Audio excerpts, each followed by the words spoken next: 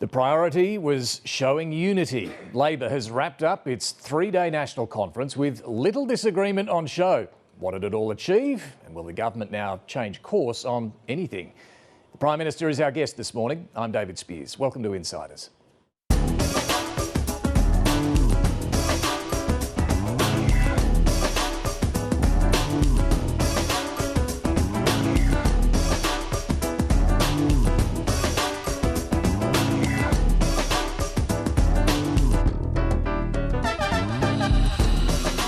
Labor Party conferences aren't what they used to be. This was a tightly controlled affair over 3 days in Adelaide. Difficult debates, carefully managed behind the scenes to avoid any public fireworks.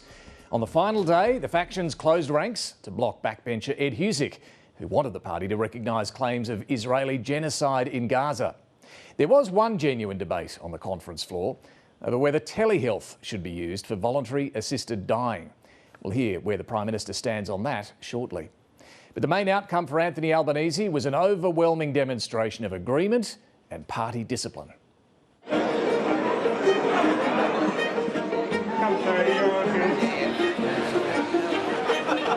Welcome to Adelaide and the 50th National Conference of the Australian Labor Party.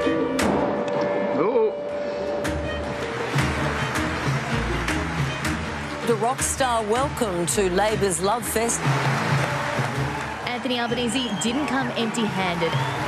In a win for unions, a new Fair Work Court to be created. And more money for students doing work placements in health. This is real help with the cost of living for tens of thousands of Australians. While I'm out talking to these people, the Labor Party is talking to itself. With one eye on Australian households and the other on One Nation. One nation. One nation. One nation. One nation. One nation. The Liberals, Nationals and One Nation are already a coalition. The conference is over. That's fantastic. No, that's not our conference, it's the other side. Debates have been largely settled behind closed doors. Even a much-anticipated argument on gambling was resolved at the last minute. So has it been too stage managed then? Has it been too neat? This whole thing of being allergic to dissent dispute, I don't think that actually works in our long-term interest. For all the displays of unity and resolve, there were fault lines. The union-led push for an explicit commitment to a gas tax failed. Delegates backed a conscience vote on changing federal laws relating to voluntary assisted dying. These laws hinder care and cause unnecessary delays. Removing federal safeguards in this area could facilitate heightened elder abuse. Labor's caucus debates AUKUS. Labor MP Ed Husic speaking out against his own party's decision to block a motion that would declare Israel's destruction of Gaza a genocide. The Netanyahu government basically knows it can weather the statements. Stop killing kids. Like, everyone gets that. They can put me in the freezer, I don't give a shit. You're in a car deal? Thank you.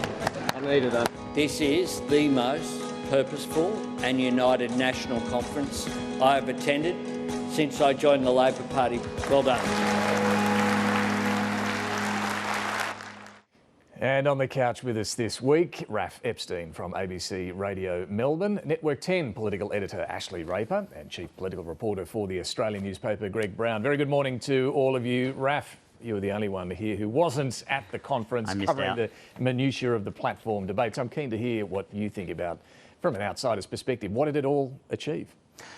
I think it's a good chance to, or a good way to portray your wares, to show off. You get lots of coverage. People out there in Voterland have some sense of what they were doing. I think people also know that issues that get a lot of traction, gas tax, things like that, weren't maybe ventilated and talked about. I don't know if the party feels like it was a success. I know you want to get stuck into whether or not there's enough dissent. The one thing I did get from chatting to lots of people who are in Adelaide, and this sort of combination of my words and their words, Labor's the party that gets shit done.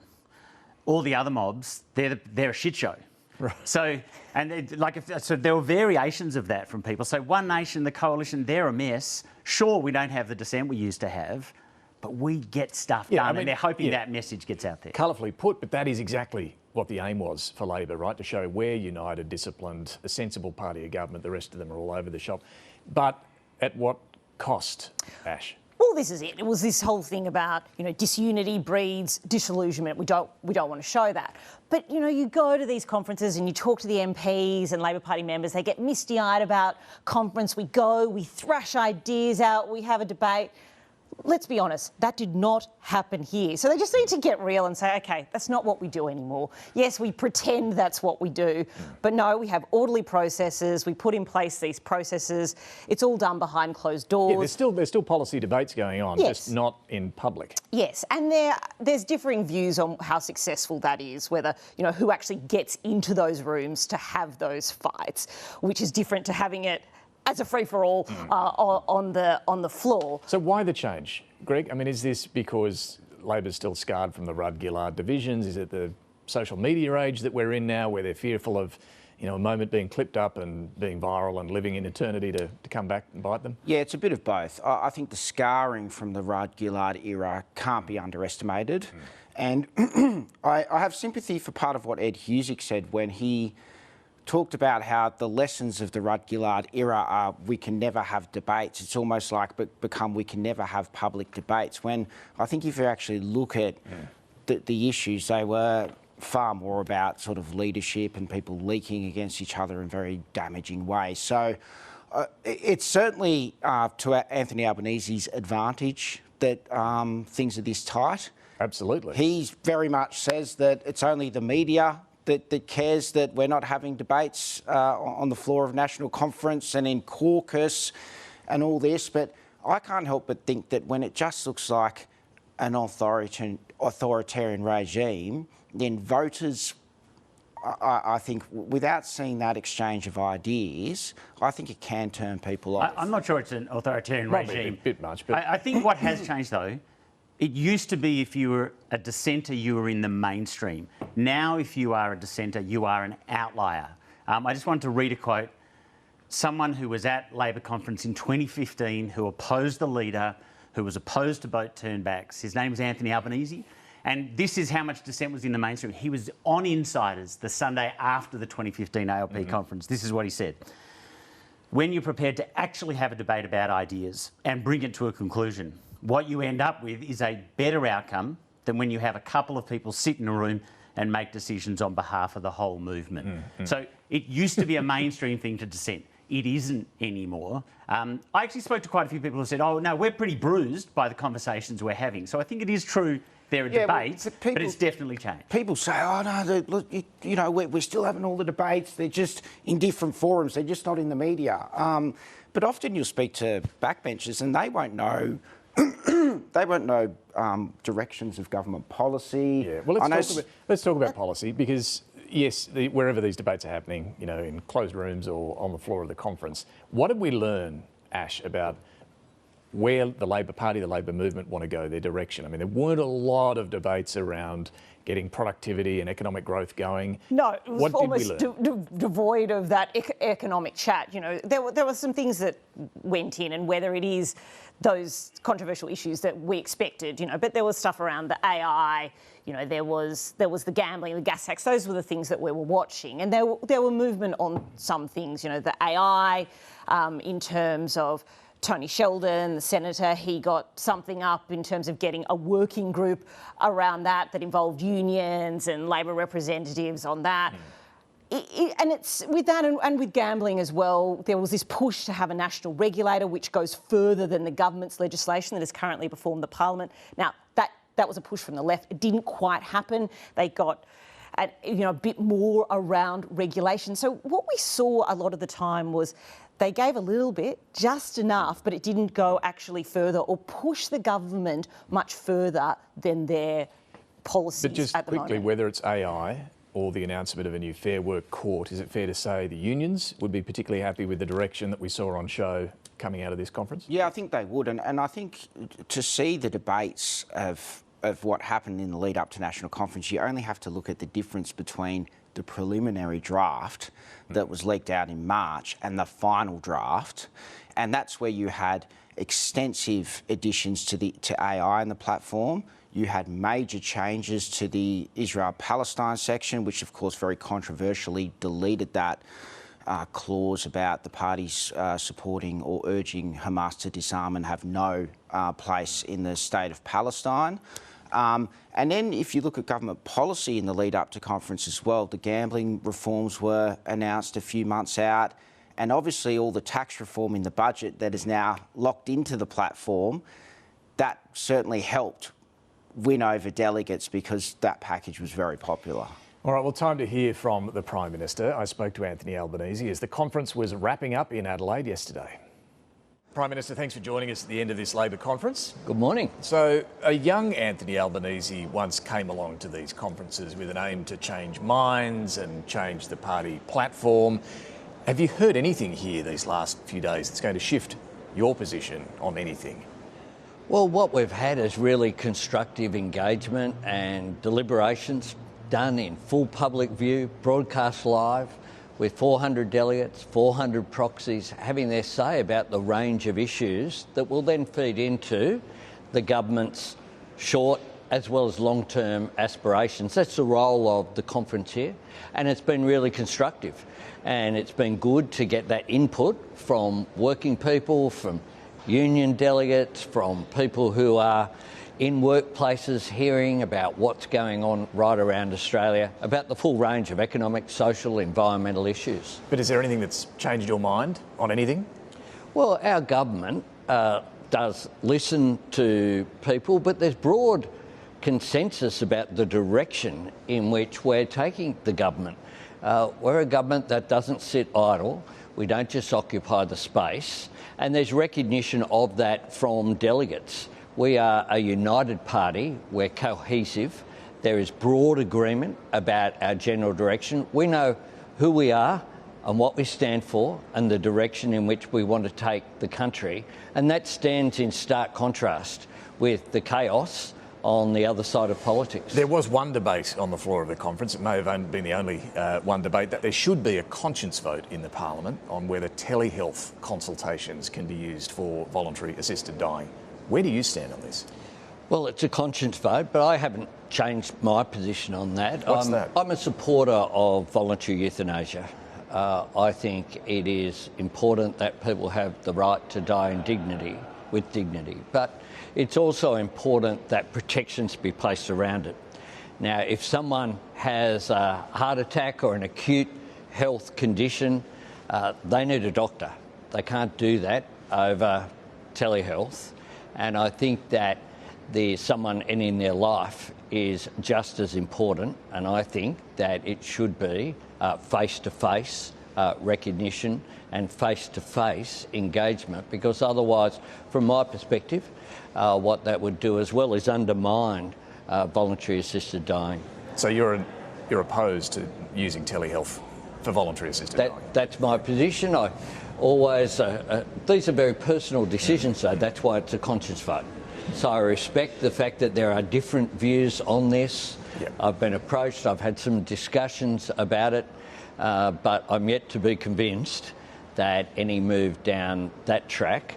My concern is that the potential for misuse, but also the potential that it has to undermine the system in itself. But will you allow the Parliament a conscience vote on this? Will this come forward to the Parliament now? Well, that's a matter for government to determine. What the Labor Party has said it should. But governments determine what governments do around our cabinet table. What the conference does is put a general direction of what they want, and it's clear that it is a matter of conscience, all of those issues. But it's clear that the Labor Party platform now says there should be a vote in the Parliament. You can't defy that, can you? We can make decisions as a government. That's what we do. Right. And the Labor Party platform also says that it's a conscience vote. So will you allow it or not? On these issues? Well, that will be a matter for conscience. I have a position, and I haven't changed that position. But, you know, But will you allow the vote in the Parliament? Colleagues, what I will allow is for colleagues to express a view about what processes should occur. So that's now for the caucus to decide? Well, it's up to the Cabinet to decide, our government, and Cabinet makes decisions after and in consultation with the caucus. We're a very orderly government, David. Okay. That's one of the things that has put us in good stead over the last 4 years, and as we go forward, my government will continue to be an orderly, cabinet-level government that engages not just with the caucus, but importantly as well, engages outside with business, with unions, with civil society on all of these issues. Okay, look, there's been an important debate leading up to and during the conference over artificial intelligence. You gave a major speech on this as well in the lead-up. A few days ago, there was a fascinating moment where an autonomous OpenAI model went rogue during a test. What did you think of that? Are you worried about AI reaching the point where it's making autonomous decisions and doing its own thing and starting to hack data logs? Of course, and this is one of the reasons why we need to have Australian standards for AI and why we need to shape change. AI is here. It's having an impact on the way that we work, on the way that we function, on the way that the media functions as well. And we need to make sure that humans are in control of it. That was one of... Can you? I mean, this example seems to suggest humans can't always control. Well, we need to make sure that that occurs. And that is why there are defence and security related issues here. And what are they? Because I was keen for your thoughts on the national security implications here. Well, national security implications are serious. One of the advantages that we have as a country in setting not just national standards for us, but I think in potentially leading the world is we are a Five Eyes country. And that puts us in a strong position.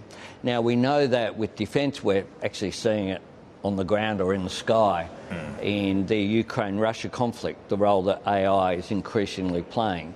You can have better targeted, more efficient, more timely use of defence issues, both offensive and defensive, with artificial intelligence. So all of these issues all need to be debated, and we do need humanity to be at the centre of it. That was the reason why I think the Pope gave his first papal encyclical on these issues, saying that we can't afford as a society for human beings to be left out of this process. We need to be front and centre. We need to be in control of it, and that is something that my speech at Sydney University was about elevating the Do we debate. also need to make sure Australia's got the best AI? Because Anthropic has put some restrictions on access to its most powerful model, the Mythos model. Will Australia get access to that? Well, we're in discussions with Anthropic and other companies as well. The speech that I gave was about setting parameters for that. We want to make sure that the Australian standards include issues of energy use, water use, location, but also that they protect our sovereignty rather than undermine it. These are complex issues. One of the reasons why I will take the issues to the National Cabinet next month in August. We'll develop legislation that I'll introduce at the beginning of next year. Hopefully we might do an exposure draft at the end of the year as well, and we've already got the Office of Artificial Intelligence up and running in the Department of Prime Minister and Cabinet. Just coming back to the conference, your former minister, Ed Husic, has been pushing various changes at the conference, including much stronger condemnation of Israel. He didn't get his way. He says he's disappointed. There wasn't debate over this on the floor of the conference and was surprised at the pushback. Were you keen to avoid a debate over whether Israel has committed genocide? Well, there has been contributions on the floor of the conference, including from Josh Burns and Bassem Abdo, two people who are considered in their approach, two people who recognise that it's in the interests of both Israelis and Palestinians to have peace and security in the Middle East. We want to see a two-state solution. We want to see Israelis and Palestinians living side by side. And we want to see that issue advance. There's been like-minded partners have a similar approach, whether it be the UK, Canada, European allies as well, or indeed countries in our region. But what do you say to that push to have a recognition of Israeli genocide in the party platform? Look, what I say is that the party platform has got the balance right. And what we need to do is to make sure that we as a country, this is a conflict a fair way away from us, but that everything that we do is balanced, that we say that I support the right of Israel to exist within secure borders. I also support the legitimate aspirations of Palestinians for their own state and to live in peace and security with prosperity. Now, we want to see that coming together, and Australia can play a role in promoting harmony rather than conflict, and that is the role that I want our government to continue to play. What about the role Ed Husic has played at this conference more broadly, not just on this issue? Is he helping or hurting the Labor Party? Look, Ed, like every other delegate, has a right to come along and to pursue whatever they say is or see as their objective, and that's fine by me. You got no problem with what he's been doing? I have no problem with any delegate to the conference having their say and making their contribution. But they're being managed so that it's not happening on the floor of the conference, right? Well, people are entitled to, but one of the things that's happening is that what's getting to the floor of the conference, it doesn't happen in isolation from, we have a whole process. We have a committee established that includes parliamentarians, includes people from the different state and territory branches. But all out of the public eye. They work. David, this is the most transparent political conference in Australia by far. It compares with the closed-door meetings of the Liberals or the Nationals. The Greens had a challenge to the leadership without anyone knowing for many months afterwards. We're a transparent party. It's broadcast live. What about the section of your party? And again, they weren't successful on the conference floor, but this sort of anti-American sentiment, it seems like, almost, wanting to water down commitments to ANZUS, AUKUS, to the US alliance. Are you worried about that strain in your party? No, if you have 800 delegates and proxies together, you're going to have some different views. It's not a homogenous party. It's a party where people are really passionate about their views of the world. And what happens at a conference is it comes together and you have an outcome rather than just a process and a mishmash, and then we go forward with the direction of the party. But not the sort of public arguments you used to take part in, Anthony Albanese. Well, the party has changed, and one of the things that's happened in the party is we are more cohesive, more united than we've ever been before. And I think that's a good thing. Back on the United States, Donald Trump's imposed new tariffs on Australia and more than 80 other countries. This time Australia's copped a slightly higher tariff rate than the Europeans, India, Canada, Mexico. Are you going to raise this with President Trump? Absolutely. These are unjustified. We'll raise it at every level of the Australia-US relationship. We've already done so. These are unjustified. We have very strong provisions on modern slavery. We're strengthening those even further by going through the supply chain issues and making sure that indeed substantial fines and penalties can be paid if those issues aren't dealt with. Do you really think this is about slavery issues? Well, it's unjustified. It's unjustified. Tariffs are a penalty on consumers in the country that imposes them. This will lead to higher costs in the United States and undermine the trading relationship that we have with our US friends. And of course, the US has enjoyed a trade surplus with Australia for such a long period of time, something that we will continue to point out. The US war with Iran also continues, and we're seeing the oil price starting to get back up to, well, around where it was when you intervened with the cut in fuel excise to help motorists. That fuel excise relief completely comes to an end on Friday. Should motorists, do they deserve a bit more help though if the oil price is climbing again? Look, we of course deal with a range of cost of living measures. That was one, but as well, people got a tax cut this month. The minimum wage was increased this month as well. So we deal with a range of issues as they arise. Any more fuel excise relief? But importantly, well, that's not in our planning at this point in time. We say we keep, obviously. We live in really turbulent times, but what our government has managed to do, and some said it was impossible, some said that there would need to be fuel rationing around Easter. Figures released just today shows indeed that fuel usage was cut around that time. I did my national address. We ran the campaign of every little bit helps to encourage people to take just what they need, not extra. And usage has come down. Usage has come down and is indeed lower than it was a year ago as well. That's a good thing. But importantly as well, we have kept supply going.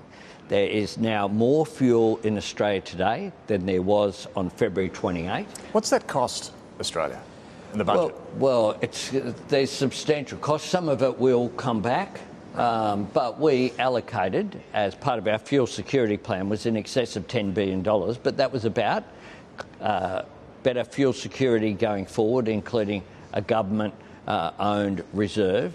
It's about, we'll have some more announcements about fuel in the coming days and weeks as well, but we also fuel supply or storage, or well, you'll have to wait for the announcement. But we'll continue to examine things that were in that process in the budget. But importantly as well, our relationships have produced a dividend for Australia. Nonetheless, this ongoing war in Iran does have that impact on the oil price. Of course inflation. It does, and we have said consistently we want to see a de-escalation, we want to see an end of the conflict, we want to see the Strait of Hormuz opened without fees going through, because that would undermine international trade. Whether it's the war, whether it's the tariffs, is Donald Trump hurting the Australian economy? Oh, look, we deal with President Trump constructively. I'll continue to do that. Obviously, is he hurting our economy? Well, the war is having an impact here in Australia, and the longer it goes, the bigger the conflict, the impact will be. This is a war on the other side of the world. We are not protagonists in it, but we are impacted by it. And we've consistently called for a de-escalation, and we'll continue to do so. You must get frustrated, though, that Donald Trump's continuing to inflict these sorts of things on our economy. My job is to deal with things as they are. Okay. And dealing things as they are means treating our allies with respect, engaging constructively with them, including with President Trump, and I'll continue to do so. I want to ask you, PM, about the reports in the Nine newspapers over recent days about a private fundraising dinner. Firstly, did you attend a dinner at the home of Felix Lee in Point Piper? Oh, look, I attend lots of functions. What about this one? I attend lots of functions in lots of places, including last night right here. What about this dinner at Point Piper? I attend lots of functions in lots of places. Why don't you want to answer that? Well, I do. You've just said that that occurred. You know, that's fine. I attend lots of dinners in lots of places, and I don't talk about private dinners. I've held a number this week here in Adelaide as well. Lots of fundraising. This one, the concern is that his father is accused by the tax office of deceiving authorities about funneling huge sums of money from China to Australia. Is that a concern for you? Well, I'm not aware of those issues. Should you have been aware? He wasn't there. He wasn't there. I attended a dinner last night with 750 people. I'm not asking about that. But they're the facts, David. I attend a lot of meetings, functions with lots of people, and talking about people's relatives, even removed from that. Well, it's where the money's coming from, PM. Is this going to be looked into, whether there's a red flag here? Well, we declare all of our donations in accordance with the rules. We're transparent about it. I do attend a lot of events, and you know, that is part of the process that occurs engaging with people. Look, Prime Minister, we're near the midway point of this parliamentary term. You've just wrapped up the Labor Party National Conference. You are in a dominant position in your party. Will you be back in 3 years at the next Labor conference? I hope to be so, but that depends upon the Australian people. We certainly don't take anything for granted. And before the last election, there was a lot of speculation that we wouldn't be as successful as we were. My job is to be focused on the needs of the Australian people. The conference, I think, has assisted that. You know, we choose progress rather than just protest. We choose outcomes rather than outrage. And we choose to deliver real change. And that is what this conference has assisted in. That's what my government is focused on each and every day. And if we do that, then we will go to the Australian people and ask for their further support. Finally, PM, on a lighter note, have you ever yelled at your dog, Toto? I certainly have not. And I think Toto's pretty spoilt, frankly. And no, she's... you've met Toto. I have. How could anyone yell at Toto? Lovely dog. Prime Minister, thanks so much for joining us. Thank you. Well, coming up, Barnaby, Joyce and his dog, Stella, how a second of live television hijacked the news cycle for the week. First, let's bring our panel back in. ABC Radio's Rafael Epstein, Ashleigh Raper from Network 10 and The Australian's Greg Brown. Just a couple of things from that interview. I want to go back to the voluntary assisted dying issue. It was a moment of actual debate on the floor of the conference. Raf, the Prime Minister supports voluntary assisted dying, not telehealth consultations for it, though. Is it clear, though, whether this will even come up for a vote in Parliament? I don't know what he was saying there. I think he's saying there he will decide if it comes to the Parliament. Which is interesting, right? It's saying to the Labor Party that have just made this decision, we'll decide. I've taken calls from people whose loved ones have died in circumstances that they would not have liked. They did not want to die in that way. And it's because they live in regional parts of Victoria and they can't get access to doctors. Like, it is a big issue. We've had VAD in Victoria for a while now. It comes up again and again. I think it is one of those issues, maybe like some of the other stuff at conference, like around the gas tax. It has a lot of salience, it has a lot of weight with a lot of people and cuts across party lines. So it'd be interesting to see if he decides to pick that up. I don't get the vibe, though, the PM's keen on pushing this one. No, I got that there's no appetite at all to pursue this. And it goes back to that unity.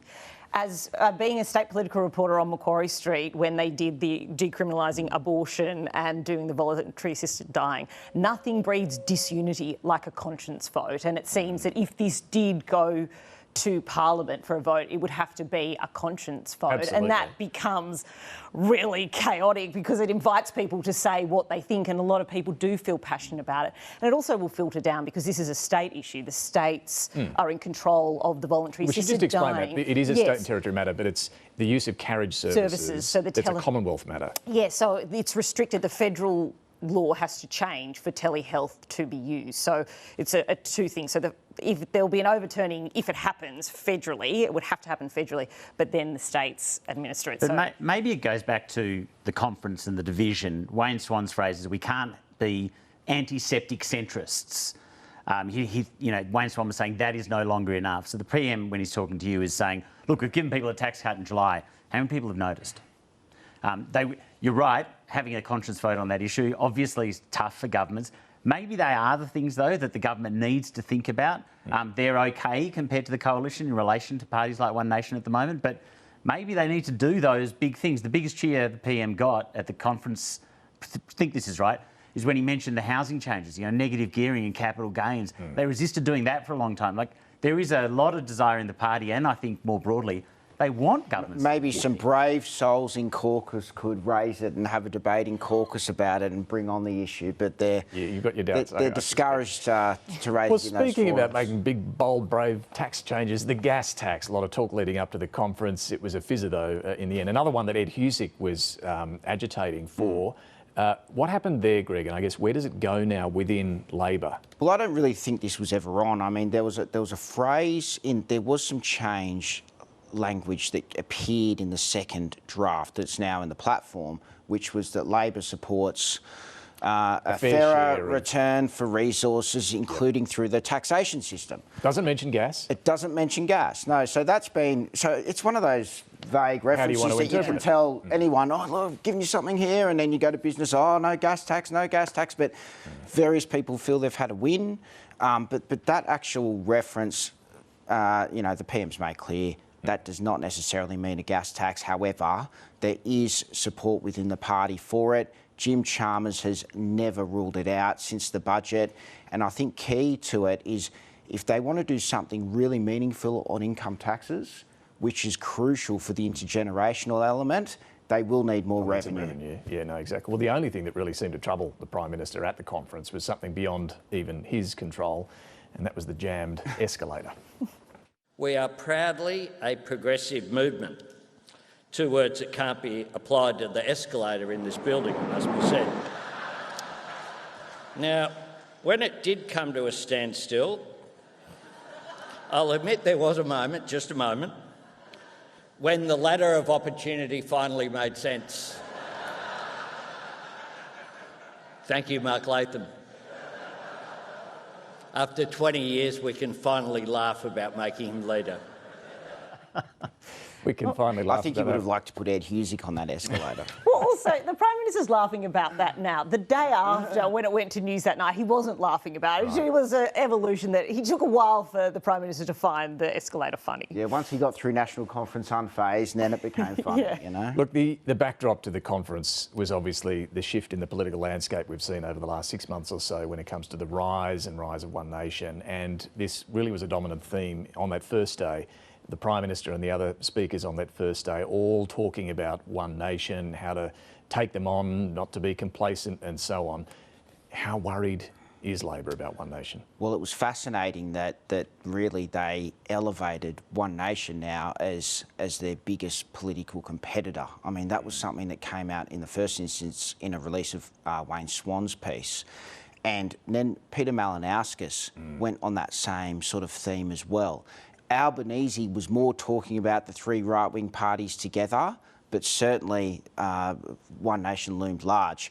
I think what was fascinating is that they're talking about One Nation not as if it's some new phenomenon or a new thing. They're talking about One Nation as this is just another version of the Liberal Party. So Wayne Swan was calling Joe Bjelke-Petersen, for example, the original Pauline Hanson. He was talking about how Labor have taken on Howard, they've, beaten Fraser. Now this is our new challenge. And corporate interests are getting behind One Nation now to pursue what they want. And Malinowskis made that point that there have been right-wing parties in the past. Our main competitors have come and gone in the past. There was obviously United Australia Party before the Liberal Party, and sort of now One Nation is a continuum, and we've got to keep up the fight on cost of living, I think, rather than treat them as a different entity. Well, also, they don't want to go angry, do they? Like Malinowskis' line is, you can't be morally superior.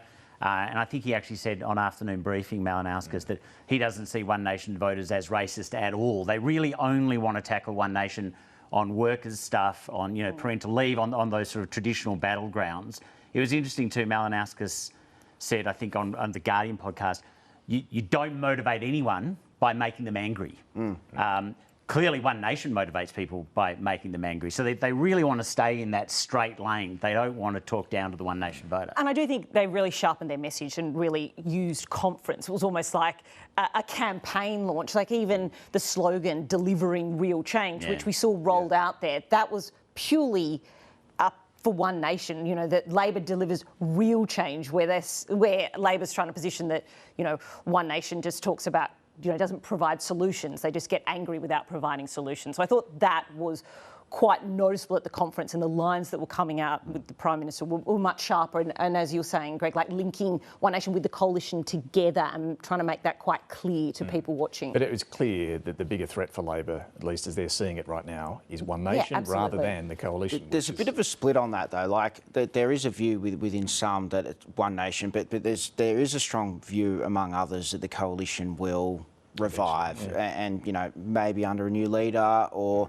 maybe Angus Taylor will improve. So they don't want to dismiss it entirely. There are divisions about what their main competitors are. I mean, I wasn't there, but I was told every event, every fringe event, like every time they got together at any forum, either drinking beers, a sort of comedy panel at a fringe event, it was all focused on One Nation. Well, what's any political conversation this year been about, Raph? Politics change. No, exactly. Well, Pauline Hanson herself was dominating headlines once again at the start of the week, this time with comments about domestic violence. Well, it is wrong, but it's also a two-way street. But I'm not saying that it's just men and women can lose their cool as well. Domestic violence is a scourge. This two-way street comment, obviously there was a lot of backlash over this. Ash, is this Pauline Hanson saying that women are sometimes the perpetrators of violence, or is it saying that women are sometimes to blame for being the victim, or is this an example of a bit of confusion because of the way she talks? Well, yes, it wasn't very articulate what she was saying, and I think there was confusion over the two-way street headline.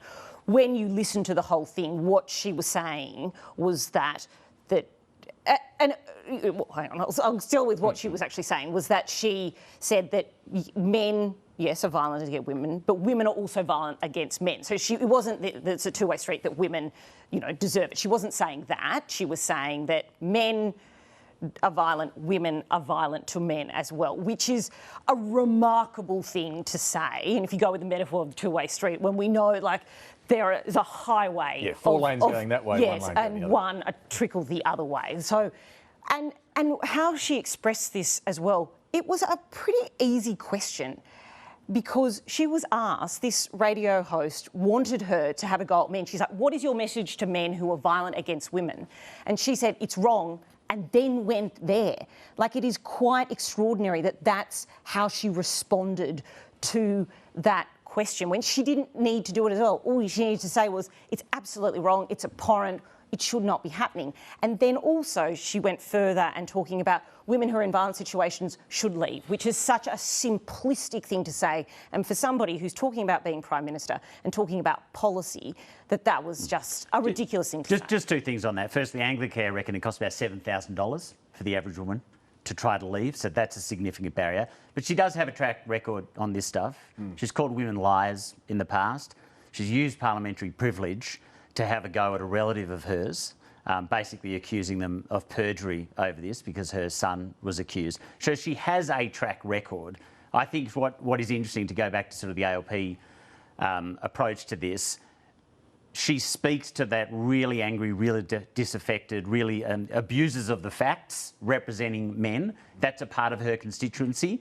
I think that's another thing that Labor doesn't want to encourage and talk about. They're not so willing to take her on about that stuff. Tanya Plibersek might. They're not. But they want to steer clear of that, just like they want to steer clear of as you racism. said, keep it back to the workers' stuff. Even the Islamophobia stuff, I think that, every time Pauline Hanson says something that is, quite frankly outrageous, it's important that voters know that this is who you're getting if you're flirting with one nation. But I think fundamentally the way that people who are Labor people considering going to one nation, the way Labor sees that they can stop those people going to one nation is through the economy. Yeah. And with the coalition, the way they feel they can win back people is by portraying Pauline Hanson as someone who can't run an economy. She's a risk to your wealth. She's a risk to our prosperity.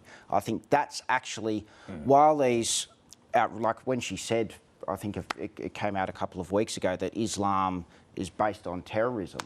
Labor didn't say too much about that. It's interesting, Greg, your point there that it needs to be brought to the nation's attention.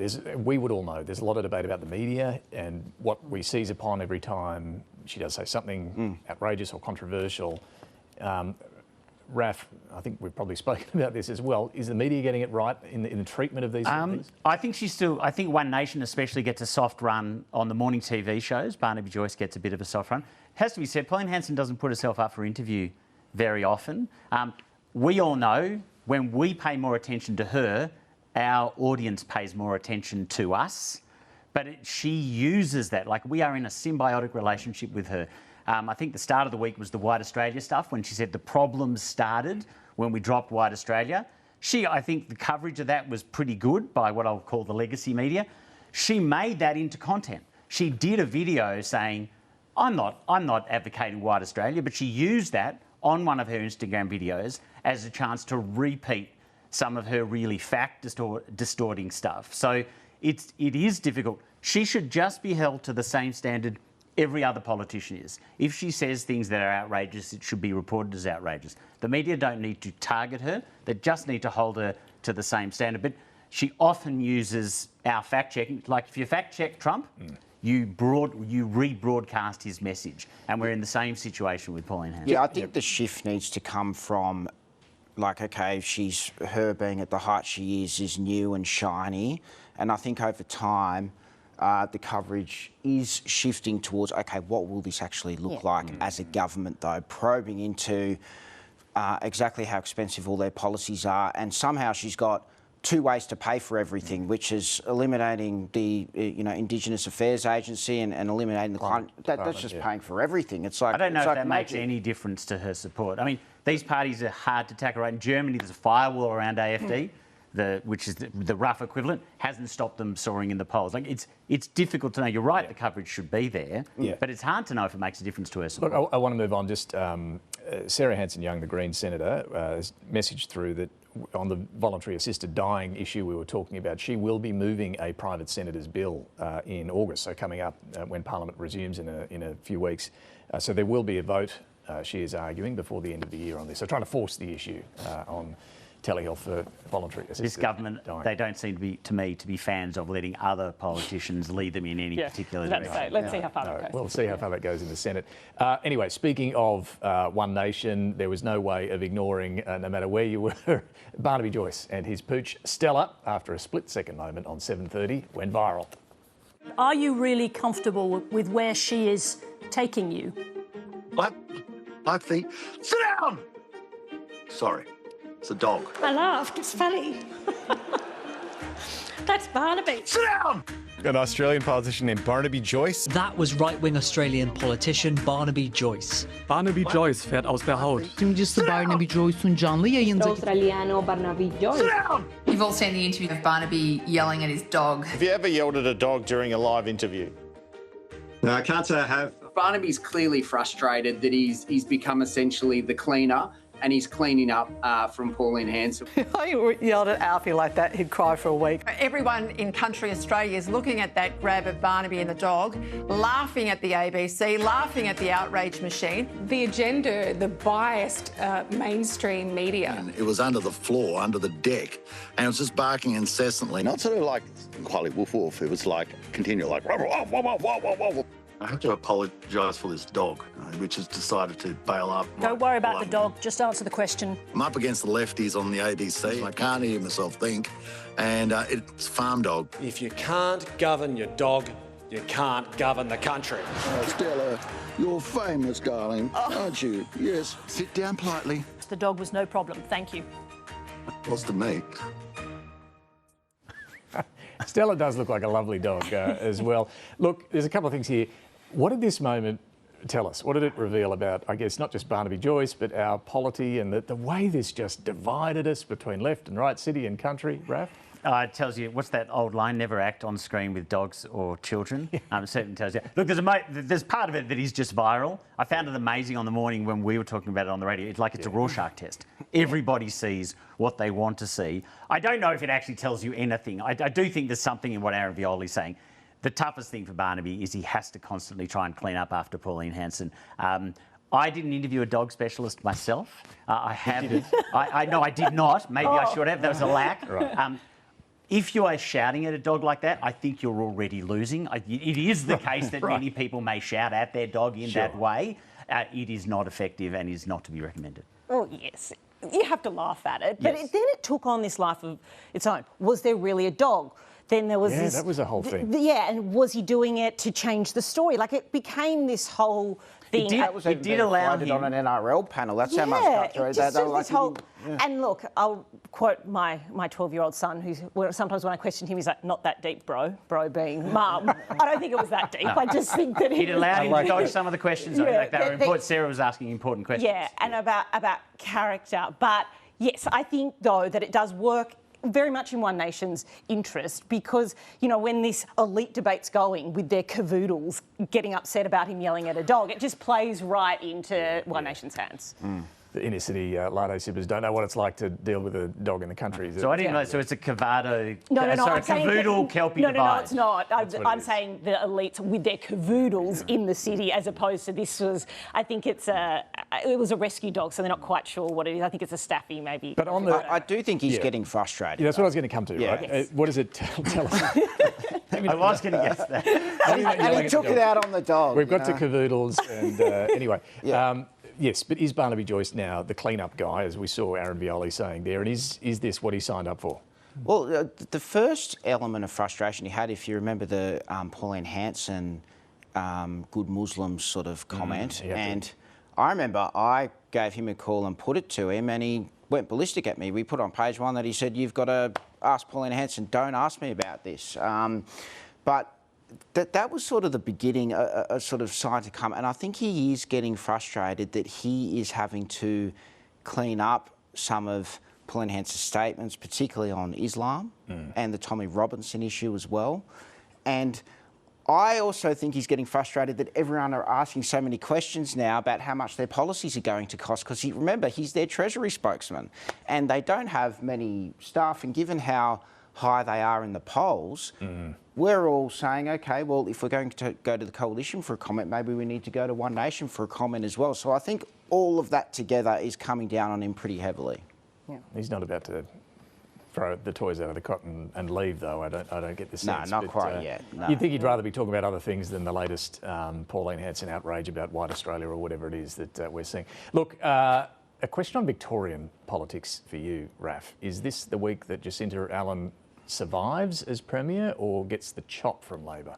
Certainly her ministers are getting cranky. Just some of the things they've said to me over the weekend. They are talking, some of her ministers and some of her caucus, about a leadership change. They say people are demanding action. A few of the ministers have said to me that we are closer than we've ever been. However, a lot of qualifiers. I don't yet see an organised attempt to dislodge the Premier. It would be complicated and messy unless it was a simple transfer from Jacinta Allen to one other person. I don't see that happening. There is a caucus meeting on Tuesday for the Victorian Labor Party. We are 3 months from caretaker and 4 months from an election. It's worth thinking about where the polls are.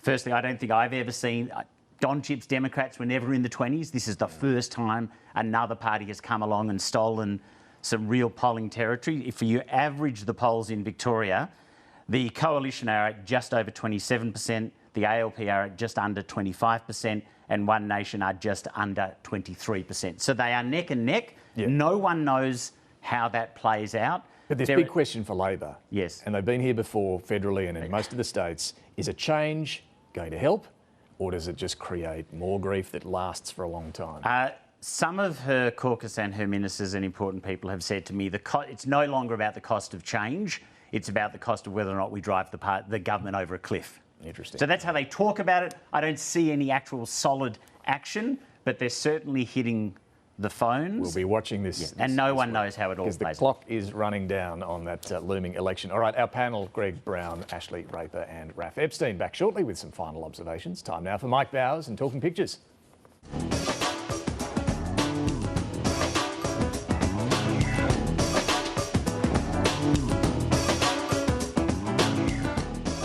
I'm Mike Bowers and I'm photographer at large for the New Daily. I'm talking pictures this morning with cartoonist for the Herald Sun, the one and only Mark Knight, and a very warm welcome. Welcome to Melbourne, Mike. Thank you, mate. Mark, the PM might be the life of the party, but at the 50th National ALP Conference in Adelaide, policy platform seems to take centre stage, or more like a flat form. You know, it's homogenised, sanitised. Pasteurised. Pasteurised. They should be making milk. Here we are, we see all the trash has been taken out the back door. The controversial stuff is just being shifted out the back. Top shelf David Rowe this way. Mind your step has got the Prime Minister out here shuffling people in, while Jim Chalmers is kicking the gas tank down the road. It's out. Look, you know, the AUKUS is looking doubtful here. The and subs. Gaza debate. Gaza not mentioned. There's a little rat down here feasting. Feasting on the entrails. Warren Brown has picked up on all the big issues that they might be discussing. At this year's Labor conference, we're tackling the issues that are important to Australians. Ban lying hunting trophies. Protect sharks from trawlers. Ban cloning of humans. And push for the Republic. Viva la Republica. And what about the cost of living, ISIS brides, energy? Weren't you listening? We're tackling the important issues here. It does seem like it's sort of been massaged. Homogenised. Yep. Fiona Katauskas has picked up on this beautifully. There's a whinging wall at the Labor Party conference, ALP National Conference, And if members want real action on gambling, climate change or Gaza, we've got someone they can talk to. Do you talk to it or you just bang your head against it? I think you bang your head. I think it's dual purpose. Fiona's added here screen pillows. Don't we all need one of those? David Pope, I just thought this was perfect, wasn't it? Albo Odysseus, hope you're not in a hurry to get there. We love the Cyclops, Pauline. Yes. Going to eat a few Labor members, I reckon, and maybe a few Liberal ones as well. Matt Golding has drawn this. It's believed the ALP conference will be so tightly stage managed that even Albo falling off the stage will be stage managed, or not falling off, as the case may be. Or falling down the escalator. Or just a small trip. A micro trip. I love this cartoon. Mark, after the not-so-sold-out UK tour and her performance at CPAC, Pauline came home to a mixed reception, and David Rowe has drawn Barnaby here with, I just love the excited little Malcolm Roberts leaping up and down on the spot, and it's obviously excess baggage. And don't you love little Tommy Roberts in the dog box? Baggage claim, mate. Welcome to White Australia. Dolce & Gabbana. Yeah, with the Gina Air pyjamas, right? Always delivers. Barnaby's always been a bit of a political animal, but he seems to have gone to the dogs this week with the spectacular performance on 7:30 Reporter. Barnaby just provides us with these beautiful little gems, you know, whether he's lying in the gutter staring at the stars or he's yelling at his dog. And in this cartoon I thought, well, what was the dog actually barking at? Pauline's Odyssey has returned to Australia, and if this rocks up on your front lawn, the dog's going to bark at it. It's going to bark at it. So it was a bit distracting for Barnaby at the same time too, I think, while he was trying to talk to the ABC. On the Odyssey here, and she's being rowed by Gina and Tommy. Tommy's there. Yes. Hello, World Cup. Ed Ifland has got, you're defending your leader, but are you really comfortable with where she is taking you, Barnaby? Sit down? No. Sit down! It's got to be spat I'm out. getting there. Matt Golding, politicians go around dog whistling and I'm the one who gets yelled at. Oh, nice idea, the dog whistle. I'll let you sign off in the language of the farm. Anyway, it's back to you, Spearsy, and sit down! Why did I know that was coming, Mark? Thank you, Mike, as well. Time for some final observations. Greg. Well, I think just in relation to a talk about a potential leadership change, I do reflect sometimes on Kevin Rudd's decision and the decision of the government at the time to change the rules about how you change leader, which is giving 50% representation to party members and then 50% to caucus, all about reducing the power of the factions, increasing democracy in the party. We've seen one vote during that time for the party membership. Very few people within the parliamentary party talk about future ballots. They talk about agreements between faction leaders so they don't have a ballot. And it leaves you very inflexible in the situation just ahead of an election as well. So interesting. I think in all that was unwise. Yeah. Ash. Just picking up on the Prime Minister's, what he said to you about AI and a draft legislation, exposure draft coming by the end of the year. The Prime Minister is going to the United Nations in September for Leaders Week. He went last year. You and I were there last year. And he did his social media ban and that push in trying to get international consensus around that. And we have seen other countries move. I think he plans to do the same with AI and taking on tech companies and getting that consensus internationally. He wants to lead on this like he led on social media. And also it just wraps into as well, Australia wants to get on the Security Council, that bid, and it'll wrap into trying to be a leader on that front for that bid. Raf. Just back to conference, the PM's right, it is the most transparent conference. And all of the good people I spoke to at conference who told me they genuinely believe they had great debates behind closed doors. I'm going to leave the final word, though, to Julia Gillard. She wrote this in her book. She wrote about National Conference this way. When conference is good, it is a place to hothouse ideas and set new directions. When it is bad, it is a place for screaming matches. When it is at its worst, it is a lifeless beast of no debate, no ideas, and with everything controversial swept under the carpet. That's Julia Gillard. Yeah. Thank you all very much for joining us this morning. Thanks for your company as well. Finally, when you're looking at the political landscape from Angus Taylor's perspective, nothing looks easy. So there's no point crying over spilt milk. We'll leave you with that. Thanks for watching. So you just pour your own bottle of milk? It should come up with a tile here that you press and hold once you've got the bottle under. Oh, yes. Jenna to make something of that. Making us all feel very excited about being here.